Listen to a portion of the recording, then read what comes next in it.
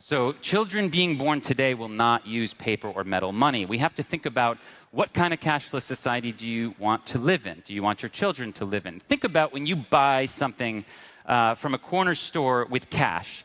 The merchant does not know your name, your address, what the last thing you bought, maybe what you're most likely to buy next. And you know what? They didn't need to know any of that. That was fine. But now this is being taken away from us by corporations and governments who insist that for our security, they need to know everything about us.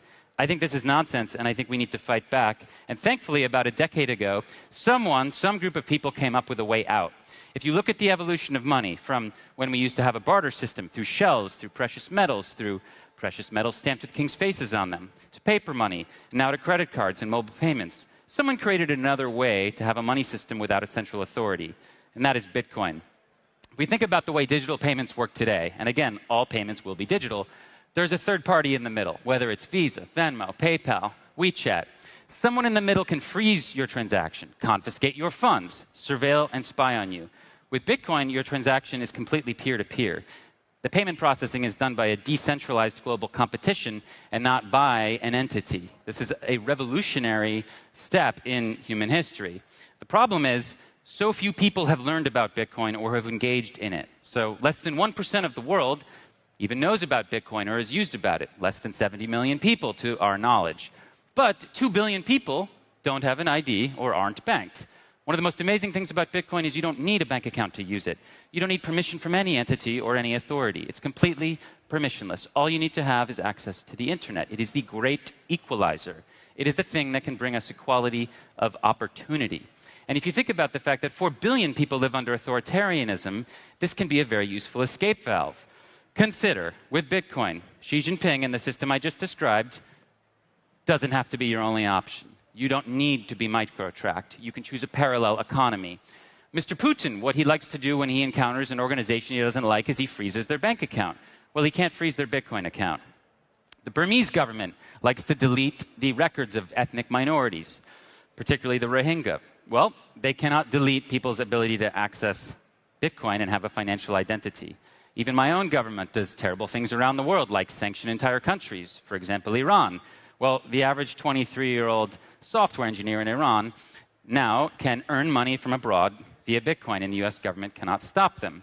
And in countries like Zimbabwe and in Venezuela, the government cannot hyperinflate the money that you earn. You know, your time gets converted into money, and that money is valuable. It is kind of what you base your life on. If you think about what Venezuelans have had to put up with, especially poor and middle-class Venezuelans, think about the vaporization of their savings over the last decade, where even in the last few years, a cup of coffee in Caracas cost 450 bolivars. Then it cost 4,500 bolivars.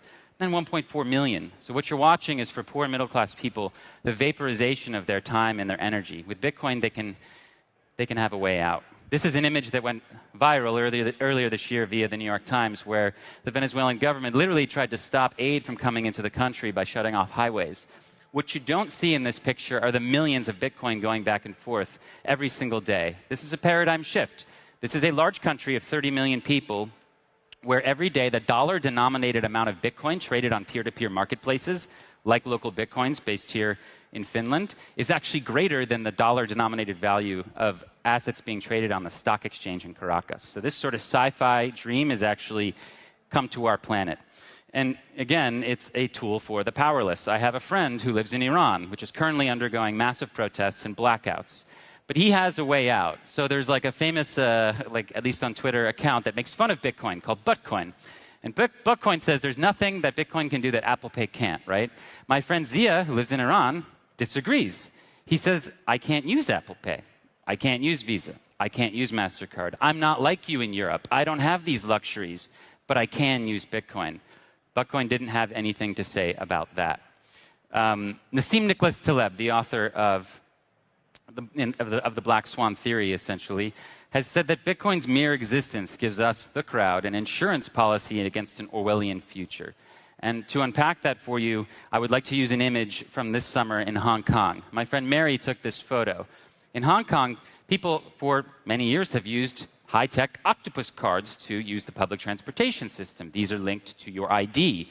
All of a sudden, this summer, when they wanted to protest, when they wanted to hold their government accountable, when they wanted to exercise their democratic rights, they knew that if they used their ID-linked octopus cards, they could be tracked and they could be fired for participating in protests. Well, guess what? They started lining up in huge lines like this to use cash to buy one-time use Metro cards so that they could exercise their rights without being spied on. The problem is, as we know, cash is disappearing. We need an equivalent of digital cash to keep our democracies alive, to do this sort of thing. And not just this sort of thing, but also think about SIM cards. Hong Kongers use cash to buy SIM cards so they can join Telegram groups while protecting their privacy, to communicate with each other while protecting their privacy, to exercise the idea of having an avatar, right? So cash is so important for all these rights that we take for granted, and it's disappearing. So this is why I believe that you should consider Bitcoin, this one of the world's largest open source projects, as something that can help us transact freely, without permission, without leaving such a big digital